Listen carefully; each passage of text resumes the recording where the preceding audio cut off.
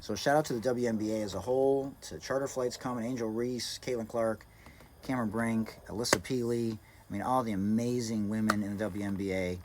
But I've watched the first couple games that Caitlin Clark has played in, and I'm glad she's struggled a little bit because I think it'll just give her a greater appreciation down the road. She had 20 points, most of which came when the game was over, and she had 9 points in the second game against the Liberty, who are going to compete for a WNBA title this year, along with the Aces. They're very good. But there's a few things, and this isn't to criticize anyone on the team or the coaching staff. They're all elite coaches and players, but these are some things that I thought about after watching as a professional basketball skills trainer. I don't think this will ever get to her, but that I would be at least trying to experiment with in practice to see if it would be a good fit. So she is capable of being very similar to Steph Curry.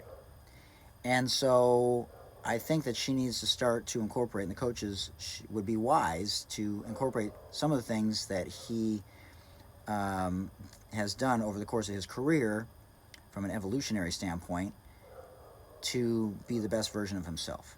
One of the things that Caitlin doesn't really do a great job of in games is yo-yo the ball. Now, I'm not saying she should be doing what James Harden is doing, but she needs to, keep that thing on a string and just a lot more change of speed and change of direction.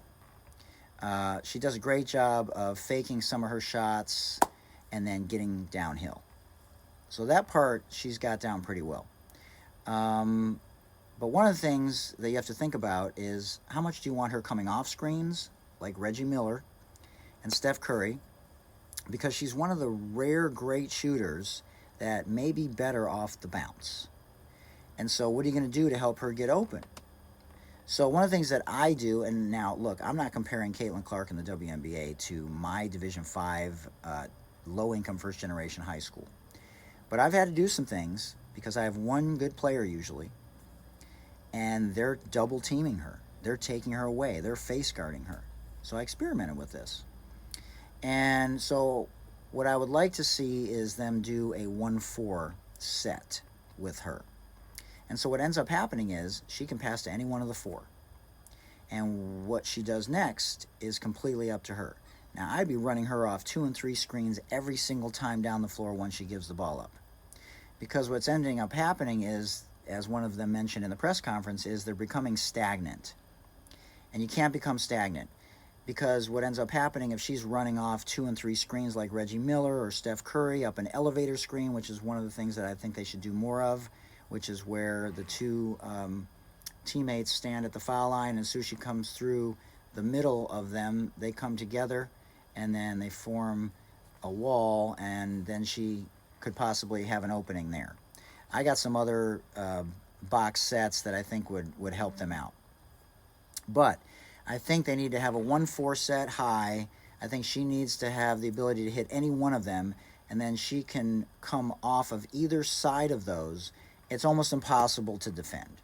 It's sort of a UCLA, old school UCLA and Princeton combination offense, and it would give her so many options. It will allow any one of those players in that high position to slip to the basket, to run an eagle, I call it, which is an outside turn for a backdoor lob, backdoors from the wings. So I think that 1-4 set would help them tremendously. That elevator screen would help her tremendously. I think she needs to yo-yo the ball more, a la James Harden and Steph Curry. I'm not a huge proponent of her running pick and rolls right now because it's allowing them to double team her. It's not working. And they're hedging and icing her so far from the basket that she's not even able to make a one-handed skip pass to the other side of the floor. As you saw in that first game, she had 10 turnovers. The next thing is, the one thing that I didn't really think about in terms of the adjustment was the length. Because Caitlin Clark is faster than people think. I think they're seeing that now. She can get downhill in a hurry. So that's not the issue. The issue is the change of speeds, too many pick and rolls, and the fact that she's getting balls deflected. I don't think she realized, besides the physicality and the size difference between college basketball and the pros, is the length. And as a coach, it's inexcusable to get balls deflected. And she is a little bit careless with some of her passes. Now, she's got great vision, there's no doubt about it. But she has got to do whatever she has to get under, to throw the ball at a better angle with lobs, with the little hip flip passes, with the little wraparound hook passes, outside pivots away from the defender using her left hand so that she doesn't get balls deflected. I can't stand deflected passes. If someone makes a great read and, they got the better of you that time down the floor, then hey, great. But she's got to stop getting balls deflected. That is completely within your control. So she's got to do a better job from that standpoint. I love that she plays with reckless abandonment. But again, if you go through all those things, I think those things will help her. But she's really got to get that thing on a yo-yo. And the last thing is, I have a move that I would teach her. And if she wants to look this up, if anybody sends this to her, Kevin Johnson, formerly of the Phoenix Suns, one of the most underrated players in the history of the NBA, and former mayor of Sacramento. He had a move that I mastered when he was playing before YouTube, and I still teach it to this day. It is a nuanced move. Nobody uses it in the NBA. Nobody uses it in the WNBA, and I still teach it today. It is an indefensible move between that and its counter move. She also needs to use the Steve Smith more, that Chris Paul and the new Isaiah Thomas really mastered in the NBA. It's a fake spin, and it allows you to get downhill or step back, which she obviously is great at.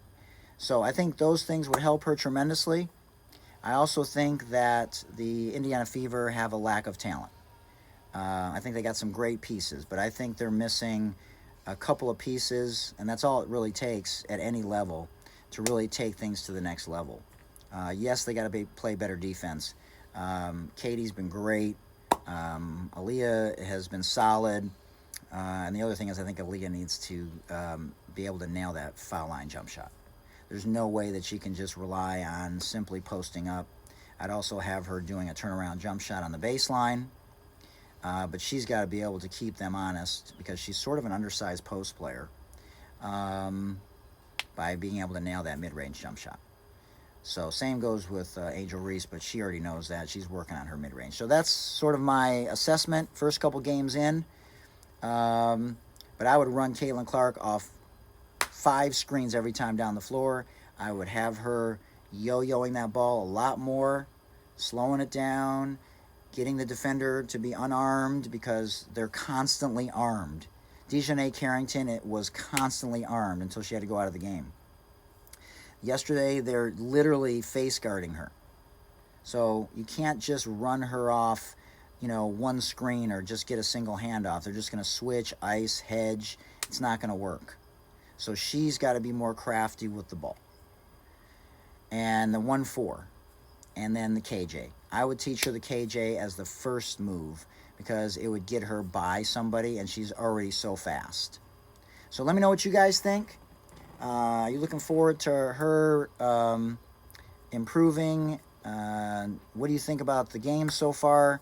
I watched on Amazon Prime yesterday the game, and there are at least 4 games so far that are being moved to larger venues, which is freaking amazing.